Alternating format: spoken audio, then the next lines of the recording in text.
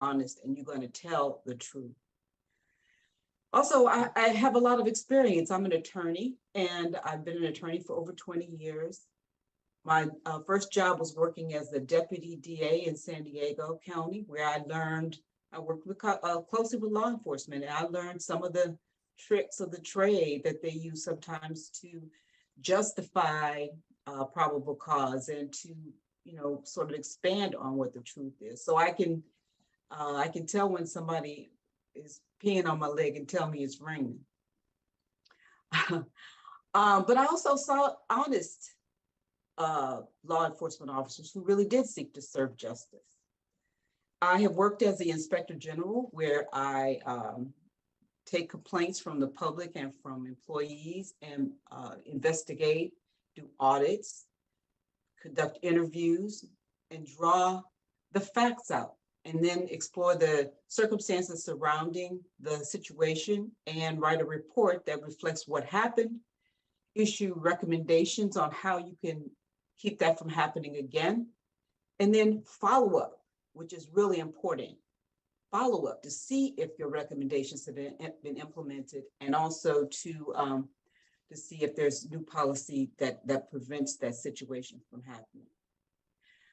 So I worked in the Marine Corps and in the Department of the Navy for 10 years. And as a leader in the Marine Corps, I also learned how to treat people. You treat people with respect.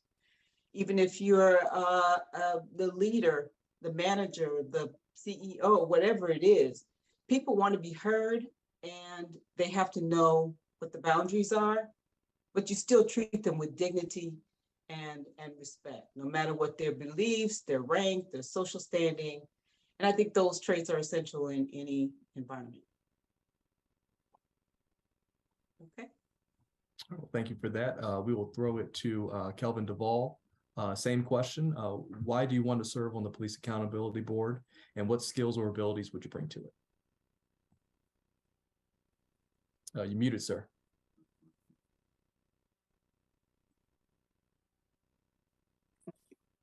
Thank you, Ryan, and thank you for everyone who are participating. I believe that I'm qualified to be a member of the Police Accountability Board because I'm a resident that cares about Prince George's County. I want the police and the residents to work together. I want Prince George's County to be an example of how police accountability is supposed to look. That includes, as Sheila said, transparency and integrity. I had served on the former Citizens Complaint Oversight Panel. I was appointed to that in 2019. And then in 2020, I was appointed as the chairperson. And during that time, we had the COVID-19 pandemic that happened, and it had an impact on how we worked and performed our duties. The IT department and the police department worked together on a process that would allow the panel to continue to work in a virtual space. And so while serving as the chairperson, I made sure that the panel focused on catching up on a backlog of cases that happened due to the pandemic. We worked more than the scheduled time that was allotted. Sometimes we worked twice a week. It was 4 hours each day, and some of the panel members participated and worked on the weekends.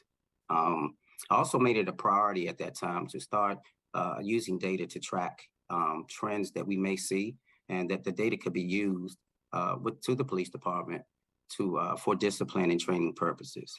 Also, I am a community leader. I'm an HOA president, and I participate monthly with our community officer that is employed by Prince George's County. I also completed a 12-week Citizens Police Academy that is given by the county. The Citizens Police Academy gives citizens an opportunity to understand the role of the officer and some of the situations of police officers that they are involved in. And so I believe it is just not my job to hold officers accountable for their conduct, but to also educate the citizens on our role when it comes to interacting with the police. I participated in implicit bias training that the county gave to us. And I also participate on my company. I work for a large computer company, and I am part and created a program for inclusion. I sit on the board of the Black Employee Network for this large corporation as well. And I just want to make sure that the residents of the county is represented with integrity, there's transparency, and that I want the quality of life to be the best that it can be for all residents. Thank you. Thank you. The same question for Lafayette Melton. Why do you want to serve on the Police Accountability Board, and what skills or abilities will you bring to it? Thank you, Ryan. I appreciate that. You know, there's a saying that good government demands the intelligent interests of every citizen. So I believe that we all have a responsibility to participate in the systems that govern our collective well-being. And since the county offered me the unique opportunity to participate in a way that aligns with my values and interests, I think it's my civic duty to provide my voice and recommendations on the issues that affect my community. What seems like most of my life, I have been grossly unsatisfied with how law enforcement has served the communities of Black and brown people. Whether firsthand or through the lens of the media, I have seen far too many abuses of power by governments and individual officers with little to no accountability. So with the opportunity to serve on the Police Accountability Board, my hope is now that I will have a chance to create the changes I believe will improve how the law is enforced in our community and improve relations between our residents and those that uphold the law. Those changes will hopefully create a safer county for all of us, including the brave officers that serve here. Residents should feel confident that our police will enforce the laws with valor, honesty, and respect. In addition, they should also feel that the officers who do not or who abuse their power will be held to account. Particularly as a Black man, I'm all too familiar with how people that look like me have been stripped of equal treatment, particularly in the eyes of the law. So while I may not be able to change the world, my individual contributions play a role in influencing those in my circle of influence, which ultimately leads to, I think, larger global change. For a state that has decided to pioneer police accountability and erode some of the terrible issues plaguing our law enforcement system, I welcome the opportunity to be a part of the solution. And for a county that has decided to let its residents improve police accountability and perform in the delivery of our protection and service, I'm very eager to help. I believe that both my professional experience and academic qualifications would enable me to make a strong contribution to the county's efforts to strengthen police relations and develop a greater trust amongst the community. In such a sensitive socio-political climate, I find that this initiative is incredibly timely and critical for the safety and governance of our amazing county. My varied experience has provided me the opportunity to be involved in a number of committees and councils. I have even been a participant in councils within my residential communities. The work can be laborious, personalities can be interesting, and opinions can be strong. But I've always had the ability to be a valuable contributor who operates diplomatically. I have led strategic planning processes to identify new areas for interventions and worked with my peers and partners to design solutions and paths to success. I also think it's important to know that I have no general bias against police officers. Many of my friends and colleagues in law enforcement, and I love them dearly. In fact, I do view police officers as heroes and appreciate their daily sacrifice of putting themselves in harm's way to protect people like me. However, I'm very aware of the byproducts that can often result from having certain levels of authority and power, especially when and if that power is abused and goes unchecked. So this power dynamic compounds when you incorporate a lack of resources or proper training. So I've been the victim of numerous instances of racial profiling and witnessed police brutality. And as a result, I have longed for more accountability improvements with law enforcement. So like many citizens, particularly those in the Black community, I've always felt that greater accountability would lead to needed improvements and prevent some of the horrors that we've seen on social media and the news. Not only does accountability teach individuals not to repeat poor behavior, but I also believe it acts as a preventative measure for those who see the example set before them. Furthermore, I've always found conflict in the notion that police accountability is considered an internal affair. That's why I'm a big proponent of external review boards and independent investigators who can, help us through some of these issues that we've seen. So the immediate skills and abilities that I possess are fostering inclusion, change management, and communication. You know, the culmination of my professional career has brought me to being a leader in diversity, equity, and inclusion. So naturally, I'm well-versed in diversity principles and the importance of treating all people with fairness, ethics, dignity, and respect. A big part of that is fostering an environment that involves the perspectives of others, particularly those with different viewpoints. It's important that we have the ability to think outside of ourselves, personal interests, and respect the entire community. Furthermore, my experience with leading DEI has taught me to recognize when bias, discrimination, and prejudice play a factor in decision-making and what recommendations can mitigate those issues. Part of the reason I'm so passionate about DEI is because I have seen firsthand how my efforts can help change hearts and minds. In addition, I think we also have the ability to navigate change. This new board, which will be incorporated in several new processes, I'm sure there will be a need to pivot and effectively change course to adapt to new demands, yet still function successfully. So change management will be an important skill to have on the board. Furthermore, the most obvious skill that I believe all members will need is strong communication skills. It will be imperative that we are able to have constructive dialogue, write effectively, and communicate to various parties through formal channels. My work with both federal, state, and nonprofit organizations has given me a lot of experience understanding the dynamics within public service. It has also afforded me the practical experience and exposure to the political, bureaucratic, and capacity challenges that accompany working for the general good of diverse populations who have different cultures and perspectives. Thank you, Mr. Melton. We'll take it to Ms. Marsha Ridley for the same question. Why do you want to serve on the Police Accountability Board, and what skills or abilities would you bring to it?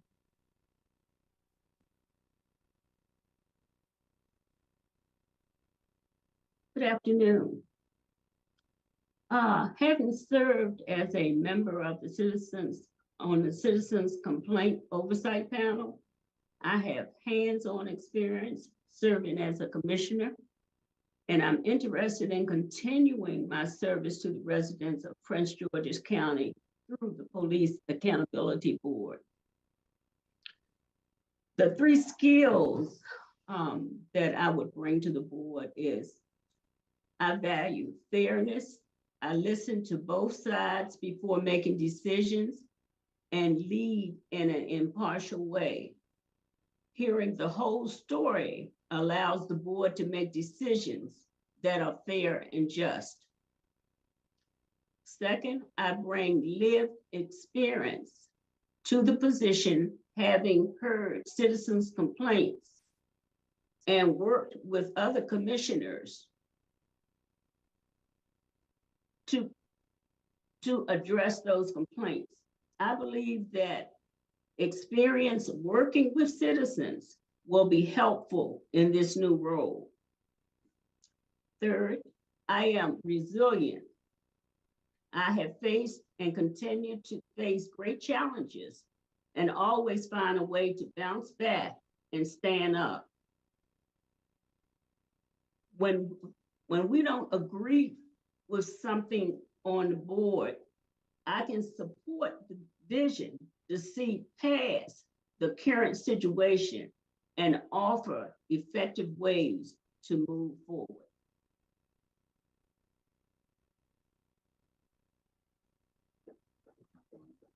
Thank you, Ms. Ridley. We will now take it to Daniel Bergamini, same question. Why do you want to serve on the Police Accountability Board, and what skills or abilities would you bring to it? Thank you. Good evening. I have sort of a continuing interest and a long-standing commitment to working in my community, to volunteering in my community. I've lived in Prince George's County now for about 7 years. I like it here. I want to see it do well. I think it's important to look at justice issues as part of probably the key piece of living well for everyone in your community. I've been working for federal government in various offices of inspectors general for about 15 years in different ones, looking at program oversight, looking at anti-corruption issues. My second master's program was focused on international anti-corruption studies. I worked for 7 years at the Special Inspector General for Afghanistan Reconstruction, where we dealt with law enforcement there, police services, the corruption issues, And it's important to understand corruption is not just fraud or money or transferring funds or bribery. It's a spectrum of practices.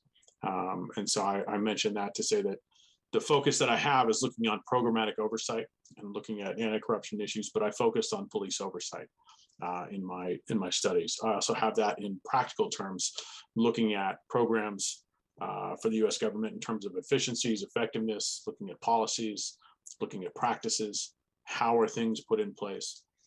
So I have experience, I have training, I have education. I spent the last 3 years working with Marcia and Kelvin on the Citizens Complaint Oversight Panel, examining Prince George's County's police department's internal affairs and the charges and the findings that were there. I feel I have an unbiased approach to evaluate evidence, to weigh the key issues, and to look at fact-based findings to improve the processes and practices. I think asking the right questions is important, and I think I'm pretty good at that. So when it all kind of wraps up together, I got to say also that hearing everybody's background and everything, it was really impressive, and I look forward, hopefully, if we're confirmed, to working with these folks, because wow. So anyway, thank you. That's kind of where I'm coming from. Thank you, sir. We'll now move on to our second question, and we'll start with Ms. Sheila Bryan again. What do you see as the primary role of the Police Accountability Board? Trying to unmute there. The primary role. Okay, so I see the Police Accountability Board as sort of the nexus between the community and the police law enforcement leadership. And in other words, being able to take complaints and see them and view them in the same manner with the same facts that the police have, so that we can evaluate, analyze the whole set of circumstances, listening to both sides, and form a consensus about what it is that happened and how it should be addressed. And sometimes I'm sure there will be complaints made that are not founded, and sometimes there will probably be attempts to cover up misbehavior. So I think our job is to try to pull all that in, ask the right questions, look at all the facts, and discuss it, and then create a valuable and productive response to whatever it was that happened, so that the law enforcement leadership will understand how the community sees it and also be able to respond. So I think that clearly we need to develop trust and integrity, transparency. That is probably the key to many of the issues that communities face is the lack of transparency. They might hear something through the grapevine, but not know what the reality is. And I think this board will be able to see that we do need data-driven analytics, so that it's published, that it's out there, that people can know what really happened and not have to second guess and not have to distrust and have a negative impression of law enforcement. So our job is the communication part, and to make sure that there is oversight, hold people accountable. Like I said earlier, once a recommendation is given, what happened to it, and make sure that there's some accountability in terms of if somebody deserves some kind of punitive action, that is taken, that it's not just ignored by leadership. So I think that's our role. Thank you. Same question to Mr. Duvall. What do you see as the primary role of the Police Accountability Board? Thank you again. The primary role of the Police Accountability Board to me is to review all of the data and all of the input from the investigation, to make sure that the investigation is thorough and, most importantly, accurate, to weigh the evidence for each individual case, to make sure that we're not biased one way or the other, but to make sure that the facts of each complaint that is lodged against a police officer is valid, and that the investigation is very thorough. and to follow up, to ask plenty questions, and to make sure that we get it right each and every time, to represent the citizens, like it's being said a lot, to be transparent, but with high integrity.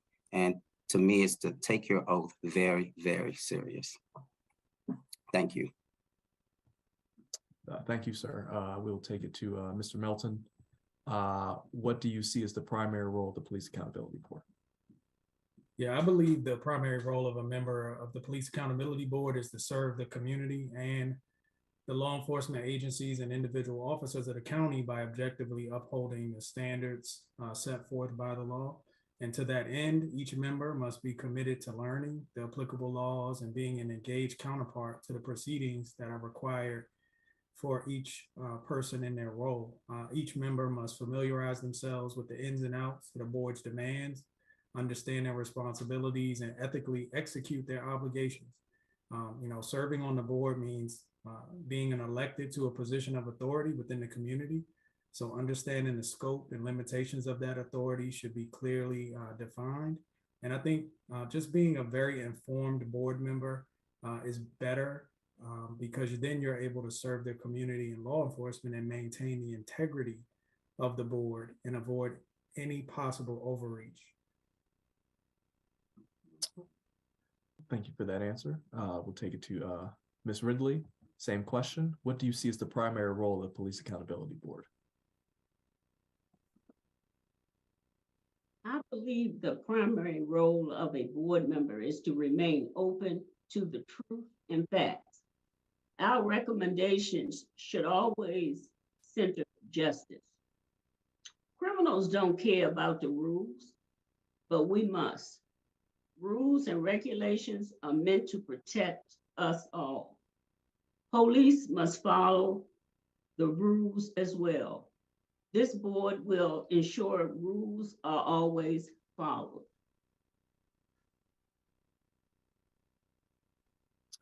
Thank you, Ms. Ridley. Mr. Vergamini, same question. What do you see as the primary role of the Police Accountability Board? So the Police Accountability Board is one of two, it's actually one of three main bodies that's been created. There's the charging committee, and then there's I forget the name of it, the appeal section where they have a judge, and then the Police Accountability Board. Really, the function is to look at the processes and look at, to be able to review facts, evidence, processes, and ascertain opportunities for improvement and accountability. The transparency that needs to be created or needs to be increased, I think would improve local law enforcement. The nice part is that it's spreading it throughout the whole county now. Instead of just one police department or each police department having a different function, the PAB is really going to be able to look at trends and look at issues across the county, which I think is important, and be able to create some trends or patterns and evaluate some practices that are taking place to improve it for everybody. So I think it's to reduce negative interactions between the police and the public, to increase safety for people, and basically to hold the law enforcement accountable, but more importantly to make things safer for everybody. Thank you very much. Before we get to the third question, I did want to make sure everyone was aware that our chat feed is now open. So you please type in your question and where you're from, also your name as well, just so we can know who we're talking to. And then we will do our best to get to every question that we can. Thank you so much. So for our third and final question of this introductory round, we'll take it back to Ms. Sheila Bryant. What does police accountability look like to you? Thanks for that question. So, look, law enforcement personnel are empowered by the state to use force, sometimes deadly force, in their everyday job performance. They have an obligation to use that with restraint and appropriately, so as the mission is not to go out and be a warrior, but to be a guardian, to protect and to serve. Accountability means when they exceed those boundaries, there should be consequences. And if the processes are not in place to ensure that that action is not defined clearly, then we need to change the policies and the procedures, working with leadership and law enforcement to make sure that appropriate boundaries are in place. So anytime somebody is injured or, God forbid, killed or abused, the public should also be made aware of what the circumstances are, because sometimes there are things that you didn't see on that body cam. Sometimes the police were completely in the right in doing whatever behavior that they took. But it needs to be transparent. We need to see it. We need to know what happens. We also need data to show how many people are arrested, how many people have been sent to prison. It's like we need to know what these statistics are in terms of, are they being held accountable? So are there punishment? Is there punishment meted out? What is going on? We need to know. We need to be able to trust the police and give respect and dignity to the citizens. That's what the police have to do. That's what they're charged with doing, not just taking the gun and telling people what to do. There needs to be more police accountability in terms of community policing and getting to know the people who they interact with. Thank you, Ms. Bryant. Same question to Mr. Duvall. What does police accountability look like to you? Police accountability is, to me, to hold each officer to the standard, to their training that they are receiving, to also provide oversight for each allegation that is a complaint that is lodged against any particular officer, any officer that is involved with excessive force or anything like that. I think that it needs to be made sure that each investigation is accurate, to go back and ask questions, but to most importantly, to represent the citizen and to make sure that their side is heard and that everything is done fair and justly. Thank you. Thank you, sir. Mr. Lafayette Melton, same question. What does police accountability look like to you? Police accountability is the combined efforts to ensure law enforcement agencies and individual officers act in a responsible and legal manner while upholding the law and serving the public. This expectation is further accompanied by the expectation that all citizens be treated equally under the law. So, any systems that help assure police accountability include the regulations, standards, reviews, and processes for safe and healthy coexistence within the community. Oftentimes police have been protected in many places by a system controlled by their own agencies and police unions, and law enforcement officers have been shielded from consequences and allowed to stay on the job despite documented misconduct or rarely facing criminal charges, and often are rehired in different jurisdictions if they were terminated. So the widespread failure to address misconduct has rightfully broken trust between law enforcement and the public, leaving communities both over-policed and perhaps even underprotected. So combating potential biases or even racism that's woven into the system demands that the immediate adoption of concrete and systemic reforms that will reset our priorities in law enforcement practices, while also advancing police reforms that have deteriorated. So police accountability first involves an objective and impartial review of the standards and policies that govern police conduct and behavior.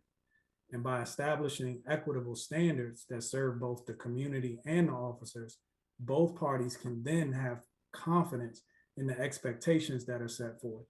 It must also include transparency. By ensuring that all the information is available, appropriate judgments can then be levied, knowing that all the facts were presented for review. Also, there must be an ability to implement swift and strong consequences if there's ever codes of silence and zero tolerance for dishonesty that serves to shield those who commit misconduct. So again, consequences must be proportionately applicable to the offense, and not only to discourage future offenses, but to discourage others from committing the same behaviors. Thank you, sir. We'll take it to Ms. Ridley. Same question. What does police accountability look like to you? Police accountability is a two-way street. We should protect our officers against false claims and go to bat for them when warranted. We should take the time to highlight officers who do the right thing. We should also punish bad apples to the full extent of the law and never ever make excuses for bad behavior.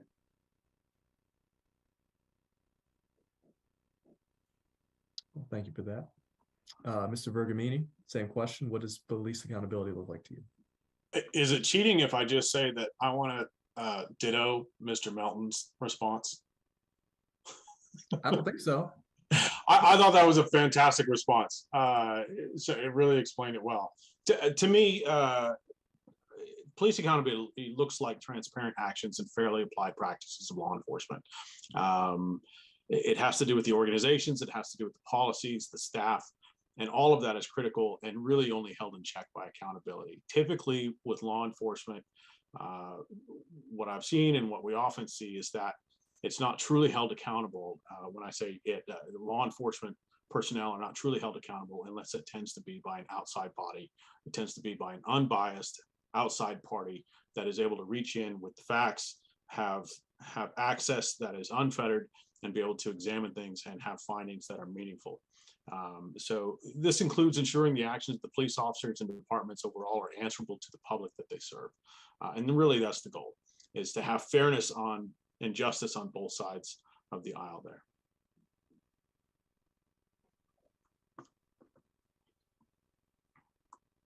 Okay. Thank you all for very thoughtful and transparent answers to Ryan's questions. I want to thank everybody who has been participating in the chat. And so we're going to start to try and answer and tick through some of the live questions. I'm going to do my best with Ryan and others to summarize themes and try and get to some of the specific questions, but give us a little grace because we've got a lot to monitor as it comes in. First theme that we're seeing is a question about criteria for selection of members and the difference between the PAB and the Citizen Oversight Board. So I'm going to ask our county attorney and maybe our liaison of appointments to double team and answer there. Attorney Reaver, would you talk about, the different entities and our evolution here? Yes, certainly. Good evening, everyone. Rhonda Weaver, County Attorney. It's a pleasure to be with you this evening. When the state law passed and created the Police Accountability Board and the Administrative Charging Committee, the Citizen Oversight Panel was dissolved because basically under the state law, which we had to follow, we felt that those two newly created boards, as mandated by the state, pretty much took over the responsibilities and more and gave more powers to these two newly created bills. And it was Council Bill, I believe 22, 2002, that dissolved the Citizen Complaint Oversight Panel effective June 30th, 2022. So this is this board we created, the Police Accountability Board and the Administrative Charging Committee, are taking over some of the responsibilities that the Citizen Oversight Panel used to perform, and they perform additional duties as well. They have additional powers as well under the state law. Thank you. Mm-hmm. Ms. Brewer? Yes, and going back to the legislation, I just want to go back to what the Police Accountability Board shall do. They should meet quarterly with county law enforcement agencies and work with them to improve the policing in the county. They are also charged with appointing 2 civilian members to the Administrative Charging Committee and 1 civilian member to the Administrative Trial Boards. They receive complaints of police conduct filed by members of the public. On a quarterly basis, they review the outcomes of disciplinary matters considered by charging committees. And by December 31st of each year, they submit a report to the county executive and county council that actually looks at any trends of any disciplinary process of police officers in the county. And they are charged with making recommendations on changes to policy that would improve police accountability in the county. Now, the 5 members that are being nominated by the county executive and the Police Accountability Board as a whole, what we were looking for, those who are not eligible, so that's what I'm going to focus on, those who are not eligible would be those individuals, if you were an active police or law enforcement officer, employee of Prince George's County government, employee of the Office of the Sheriff of Prince George's County, an employee of municipality located within Prince George's County, an employee of Maryland State government. You are not eligible if you were elected and an elected official or candidate for political office within county government, state government, or municipality within Prince George's County, or a former police officer on the do not call list of the state's attorney. So that is what we were looking for, and that was the criteria that we looked at when selecting the individuals. Thank you, Ms. Brewer. Do you happen to recall how long terms are for board members? They actually staggered 3 years, then 2 years, then 1, and individuals can be reappointed, but we don't want everyone to rotate off of the board at the same time. Thank you. Okay, we'll take it back to our candidates here. We have another question. What cultural shift with police officers and communities do you feel need to happen to uphold an accountability mindset? And we will go again in the same order as before and start with Ms. Bryant. I think more interaction between the community and the police, law enforcement is really the thing, because Ms. Bryant, we're having a little trouble hearing you, ma'am. Are you still? Can you hear me now? There you go. There you go. Okay. So what I was saying was that one of the most important aspects of that is to establish trust. So that means more community law enforcement interaction, and not just when it's an emergency or a crime situation. Policing in the community, walking around, getting to know the teenagers, the kids who are in that community, and the people, so that there will be, like I said, mutual trust, mutual understanding, understanding that you need to treat everyone with dignity and respect, including the citizens treating police officers with respect. I think that goes a long way in building that, the oversight. And also, like I said earlier, making sure that there's more information available for citizens to understand what's happening in the community, and that it's not just a big black hole, that there's feedback and people get to know what's happening. I hope that answers the question. Yes, ma'am. Thank you for that. Same question posed to Mr. Duvall. What cultural shift with police officers and communities do you feel need to happen to uphold an accountability mindset? So I believe that one, we need to go back to when I grew up. We had what we called officer friendly. We knew that there were police officers in the school. The kids became familiar with those police officers that patrolled the areas in which they lived. I think that that's an avenue that we need to explore to help kids not just learn academics, but also learn the duties of the police department and a police officer, but also their duties as citizens, not just in the county, but just citizens overall. I also think that there needs to be more in community engagement, like the National Night Out. I think that Prince George's County should do something within ourselves to promote interaction between the community and the citizens as well, and also to promote the Citizens Police Academy a little more. I think that that's a great program and a great opportunity for citizens to understand some situations that police officers are in. I participated in the shoot, don't shoot training. And you always think that it's so easy, or why can't they just aim here, do this? Why do they have to shoot? But once you go through a situation like that, and it's not even real simulated, you'll have an understanding. So I think it's very important for the police officers to get back out into the community, to actually patrol the community. I've made a great relationship with our cops officer in our community, but I think that each police district needs to make a concerted effort to get out into the community.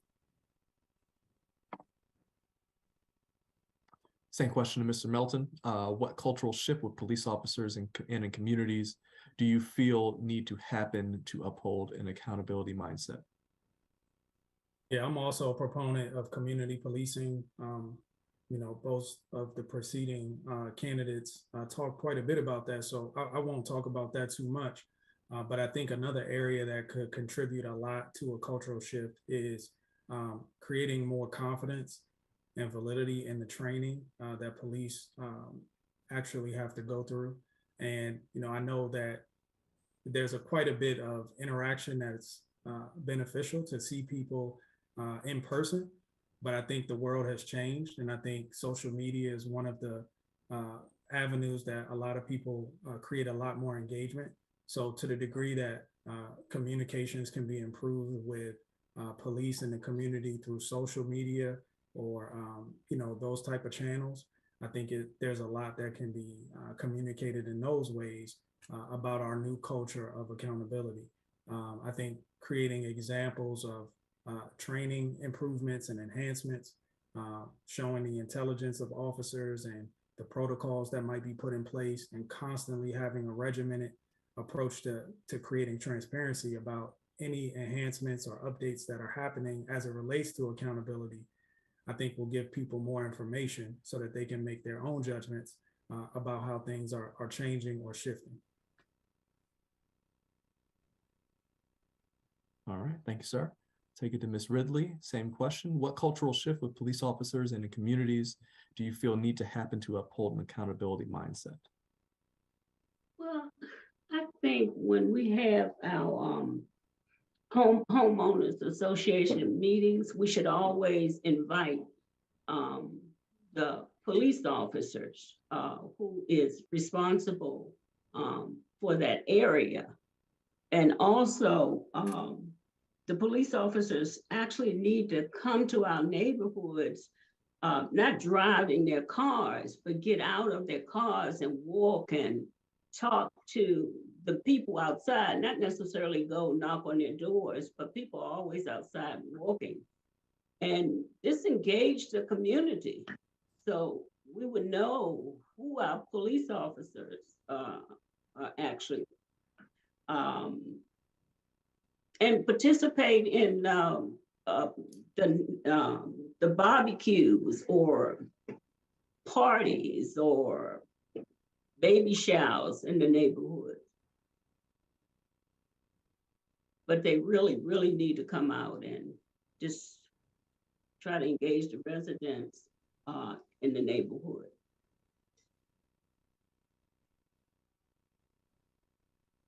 Thank you, ma'am. Same question to Mr. Vergamini. What cultural shift with police officers and the communities do you feel need to happen to uphold an accountability mindset?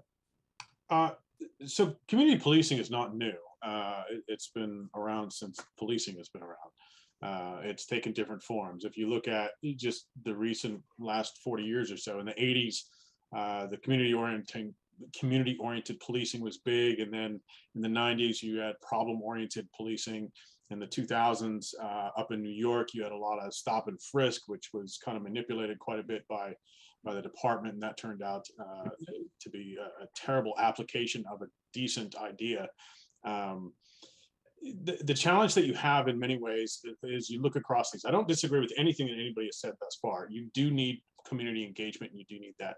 One of the challenges that I think is with local law enforcement or any law enforcement at the local level is how they measure success and how they measure and hold individuals accountable for the jobs that they're supposed to be doing. So how do you, for example, tell a police officer they're doing a good job? How are they just counting things? So CompuStat, for example, up in New York, is a system of how they keep track of statistics. It's a terrible application for a great idea.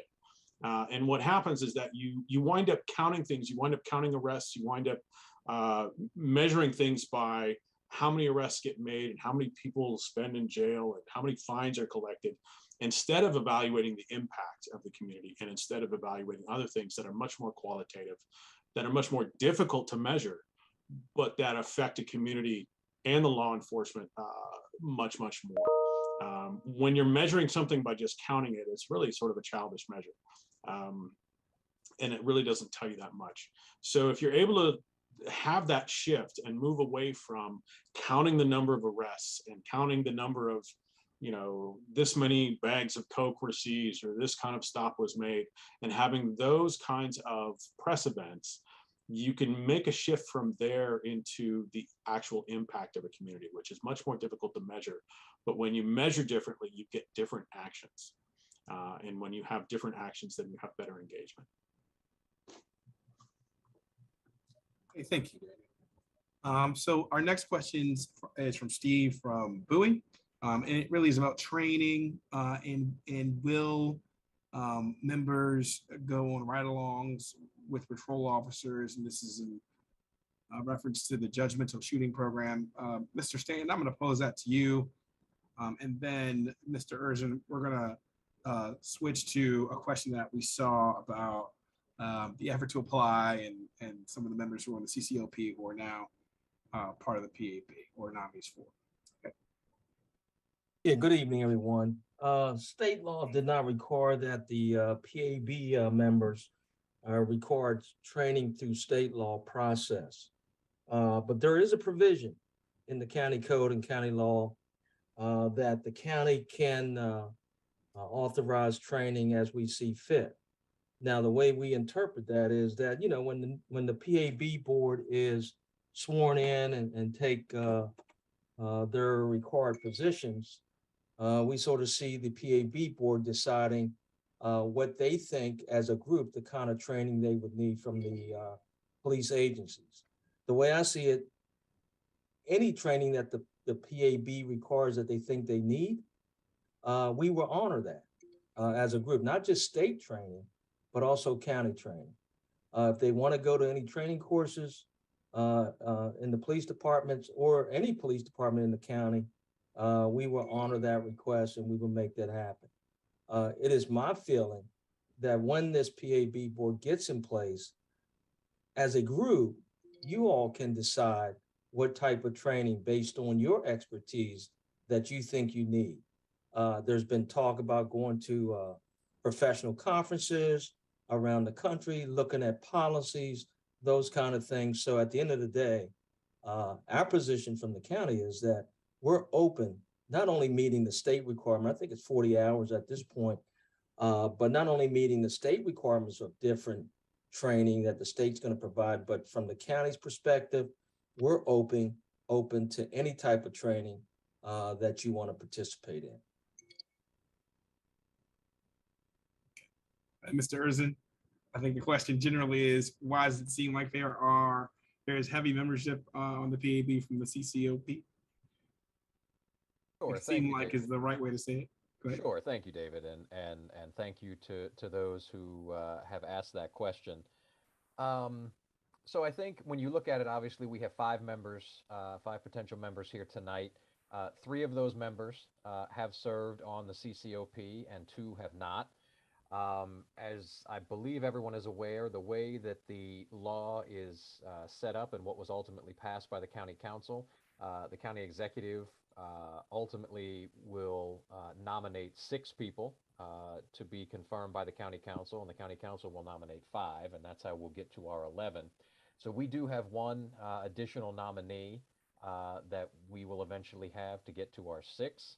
So when we have that, we believe that the way that will go is that 3 of the 6 will ultimately have had experience on the CCOP. And we do believe that experience is very valuable. They will have had opportunities to participate in the types of work that they're going to be participating in as part of the PAB. and that is certainly valuable experience to have. But certainly the other three members who will not have had that experience will bring different experiences in. And we think it's very important to have both what I would refer to as institutional knowledge and institutional memory, but while also bringing new perspectives and new experience to the process. So that has certainly factored into our thinking as we have put these potential nominees forward. But just to be clear on the numbers, right now it is 3 of the 5, and we expect that it will be ultimately 3 of the 6 when we get our 6th nominee that we're ultimately able to send to the county council. Thank you, Mr. Erzan, and thank you, Mr. Stanton, for the earlier response. And the next question are for our panelists. How long have you all been residents of the county? And I'll just add to that, aside from your residence tenure, any other ties you want to state to the county would be great for the record as well, if you want to. We'll start with Ms. Bryant. I moved here in 2008 to accept a position at the Navy Yard. My son went to high school here, and he had several encounters with Prince George's County Police while he was here. So I've been around for a while. Mr. Duvall. I've been a Prince George's County resident, proud Prince George's County resident for 10 years. But before moving to the county, I've coached basketball in the county for an additional 10 years too. And so I was involved in the community long before I moved into the county. Mr. Mellon. I am a 36-year veteran living in the county. I am also someone who has lived in multiple cities throughout the county, as north as Greenbelt, Central and Capitol Heights, and as south as Upper Marlboro, amongst other places. I also, like Mr. Duvall, had been a very avid youth coach, coaching youth basketball, and I graduated from Eleanor Roosevelt High School, and also went to middle school and elementary school in the county as well. Ms. Ridley. We moved to the county in February 1999. Thank you, ma'am. Mr. Bergamini. So I moved out from the left coast. I grew up in Oregon until 2000. I moved out here and took up residence in DC actually. And then my wife and I moved out to Prince George's County in 2015. And we've been here since. Fantastic. Okay.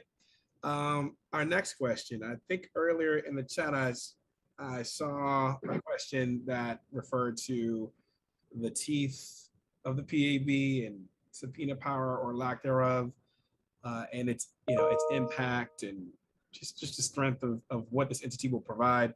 County Attorney Weaver, could you help with, or I guess, answer in your opinion? I will state for the record that the PAB, for matter of policy, meets the intersection of a lot of work being done transparently across the state, influenced by kind of a national progress towards transparency and a local effort here through our law enforcement reform task force. The visibility of this entity itself, I think, gives it teeth and credibility. But County Attorney Weaver, would you mind? I didn't say that. You did. Okay. Would you mind expounding, if you will? Sure, absolutely. So there is, in our county law, there is subpoena power for the Police Accountability Board, but you have to keep it in perspective.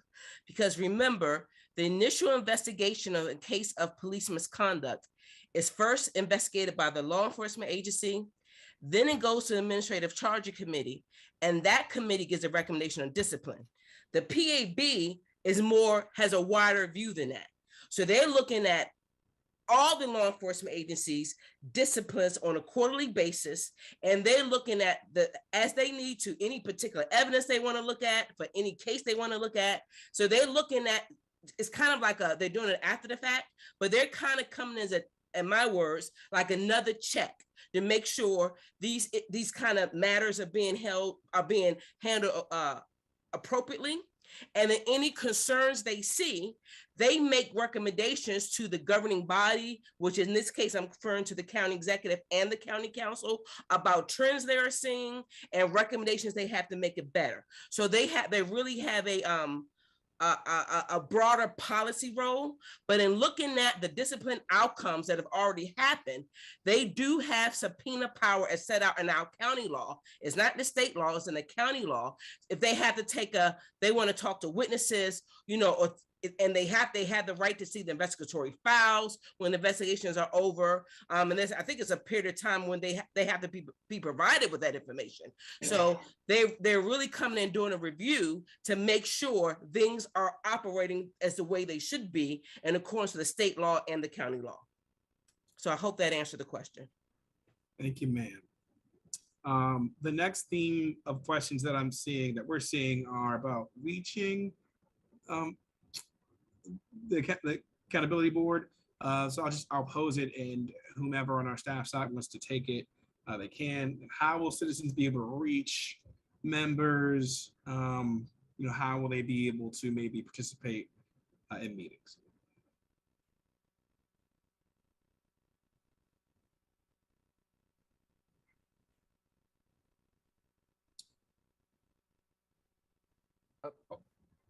Rhonda, I'll start by saying, but Barry might have to pick up because it's probably a little bit more under his purview. We already have a live link, which we've had since early July, if not July 1st, where basically people can submit their complaints to the Police Accountability Board. There is already administrative staffing that's been in place to assist the Police Accountability Board. And honestly, I think if you go into the website, you'll see that contact information there. What I don't know, and this may be, Barry will know this information. I don't know if the individual members will have county email addresses or if there'll be a central email address where the staff will collect information. Barry can answer that, but we do already have a live link to provide information to the Police Accountability Board, and there's members already staffing and preparing the offices for those members once they're sworn in. Barry? Yeah, and Rhonda is correct. We do have a link to the Police Accountability Board. We've started accepting complaints from the public. I will give you a number, 301-385-2655. 301-385-2655. That goes to the Police Accountability Board staffing at this point. And they can help you with any concerns or complaints until the entire board is up and running. But we do have staff assigned there and already working full time. They are working at 9200 Basil Court in Largo. So I will repeat that, 9200 Basil Court. And if you go to the web page on the Police Accountability, you'll see the email address. I think it's pgpab@co.pg.md.us. And again, the number is 301-385-2655. And right at this point, we have probably 80% of the staff in place ready to accept the Police Accountability Board and the Administrative Charging Committee. Thank you. Okay. So at this point, what I'm going to ask folks to do, if they have any additional questions, they can actually use that email to ask them, and we will commit to getting written responses to folks. And I want to thank everyone for participating to this point. I thank all of our nominees for very thoughtful and transparent answers. The county appreciates your service. I do want to allow Ms. Brewer to talk about next steps. She is the county executive's appointment liaison, and she always has thorough next steps to provide on the process. Ma'am. Thank you, David. So the nominees had to complete an appointee data form, complete a financial disclosure, and undergo background check. Their packages been transmitted to the county council for review. On October 11th, They will have a session before the county council, October 11th. And should they receive a favorable vote out of committee, then they will go before the full county council on October 25th, and that will serve as a public hearing / confirmation. So again, the key dates to look for is October 11th, when they go as a part of the committee of the whole work session before the full county council, and October 25th will be the public hearing. Thank you, Ms. Brewer. So in closing, and I'll actually let our Deputy Chief of Staff close formally, but on behalf of everyone here, we do thank you for your time and getting on and participating in the evening when it was a beautiful day. This board will do a phenomenal job, joined by the members who will be selected by the county council on your behalf. David, this is Barry Stin. I'm sorry to interrupt. Go ahead, please. I gave the entire group the fax number and not the actual office number. So Let's let me clarify that. The actual number is 301 301 883 883 5042. That's the actual office number. The number I gave you, if you want a fax, is the fax number I previously gave you. 1-883-5042. Okay, great. Mr. Erzin, take us home. Thank you, David, and thank you, Barry, for helping us get that corrected information out there. And for those of you who were asking, I know several people were asking about repeating the number and putting it in the chat. We have put into the chat the phone number, the fax number. We put the dates that Ms. Brewer was referencing are also in the chat.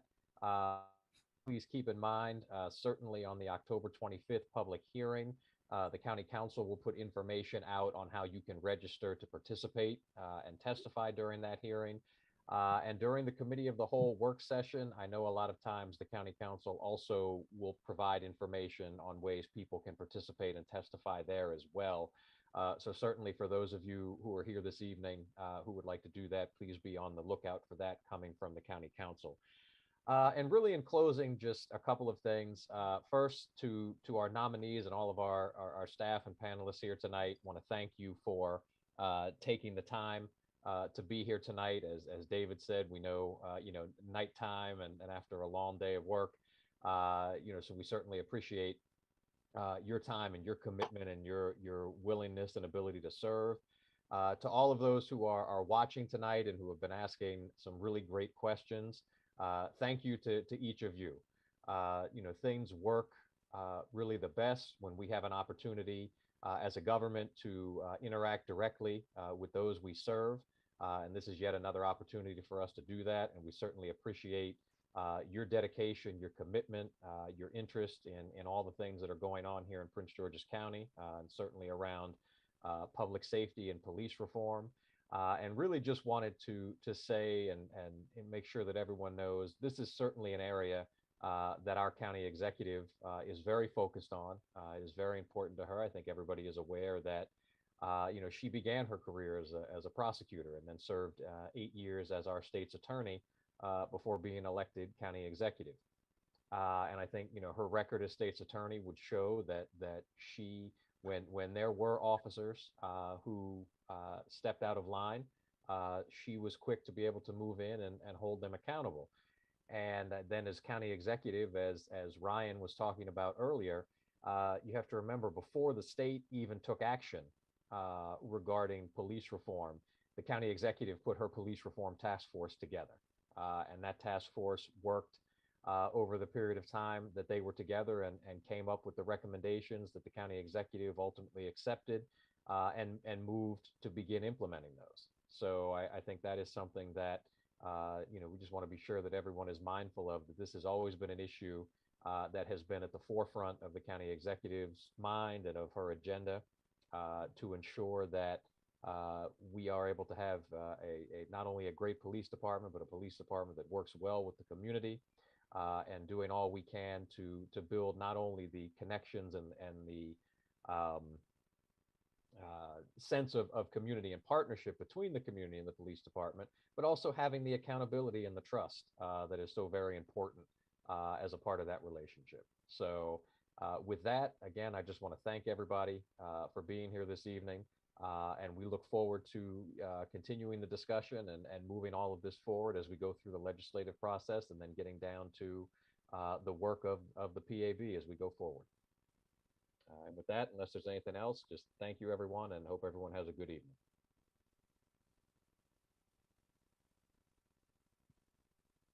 Recording stopped.